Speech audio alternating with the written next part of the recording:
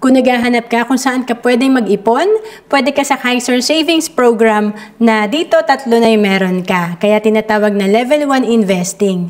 Dito, meron kang investment, meron kang healthcare, at meron kang life insurance. Magkano nga ba ang monthly na hulog sa Kaiser Savings Program? Kung ang edad mo ay 10 to 40 years old, pwede ka sa K45 na dito sa Kaiser nasa 2,647 per month lang ang premium.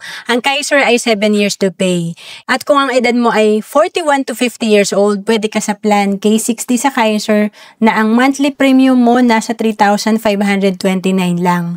At pwede ka pang humabol kung ang edad mo ay 51 to 60. Ang minimum plan natin sa Kaiser ay nasa plan K75 na 4,412 per month.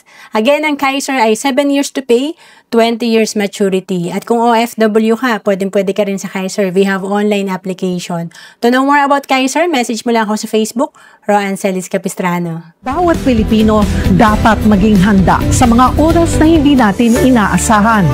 Gaya ng biglaang pagkakasakit, dapat may pondo tayo na magagamit.